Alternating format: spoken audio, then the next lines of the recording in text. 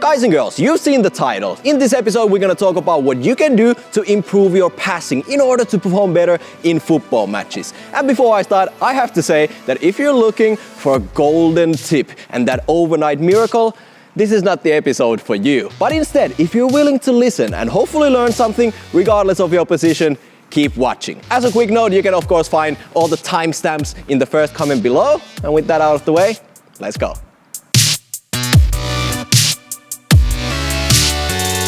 Step number 1, the mindset of repetition. You watching this episode tells me you're not happy with your passing game, and instead of complaining and coming up with excuses, you need to get into the mindset of practicing and repetition. I've said this many times, and I will keep repeating myself until all the young players watching these videos gets it. The only way to learn different shooting techniques, including passing, is by repeating that kicking movement thousands of times. So yes, less YouTube videos and instead head out and practice every single day.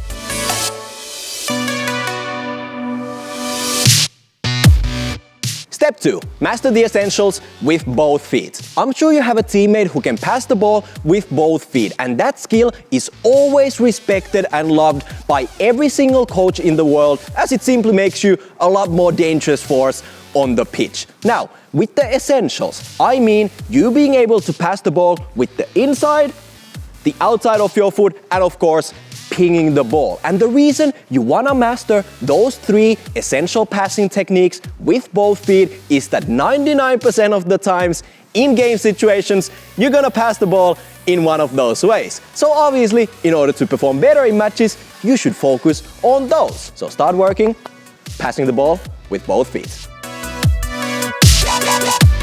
Step 3, the small details that make all the difference. Let me be super clear here. This is my most important tip of the day. And essentially, we're talking about decision making. There are many scenarios for passing that go far beyond the pure technical side of things. And here's my homework for you. Starting today and for the rest of your life, always keep these 3 things in the back of your head that currently separate you from all the greatest passers in the game. You ready?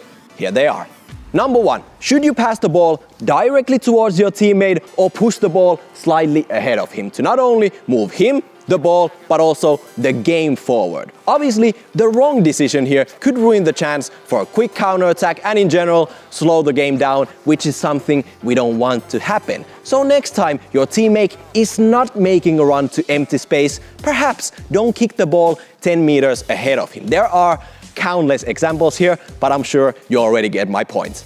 Number 2, which foot should you pass the ball when you're passing the ball to your teammate in order to make it easy for him to continue the game? Now, the example here could be that your teammate is correctly positioned like this in order to attack and go this way. And obviously, in that scenario, the ball coming from this direction, he should receive it with his left foot. But if you pass the ball to his right foot, he's gonna have to adjust his body, take a few extra touches, and again, slow the game down. Another example could be that you are dropping the ball back to your teammate to maybe clear the ball or even get a shot off on goal. And in those situations, you want to give the ball to your teammate's strong foot for a better outcome. You get the point, but it's extremely important to pay attention to which foot you're gonna aim your pass towards. And lastly, number 3, the weight of the pass. Now, coaches always tell you to give those strong and firm passes, but actually, in some cases, strong passes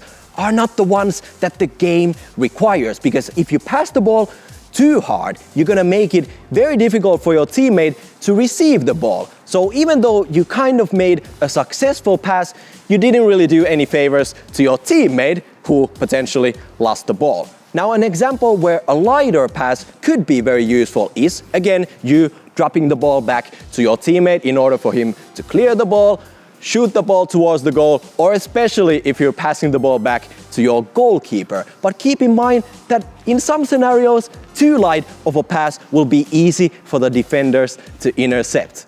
This is the tricky thing when it comes to decision making, because you always have to find the right moment for the right time in the game to pass the ball in a certain way. But the weight of the pass makes such a huge difference. while all of this might sound like a lot, besides all the technical side of things, the execution of these 3 things is the difference in you being either a great or just an average passer. And you can start slowly. And in fact, just you knowing these things gives you the edge over some other people out there. And the last thing I'm gonna leave you with is for you to cut the BS and stop with the excuses. Yes, you might not have a beautiful and nice pitch like I do, and maybe you don't have 5 friends who can help you out with your training sessions. But you wanna hear the hard reality?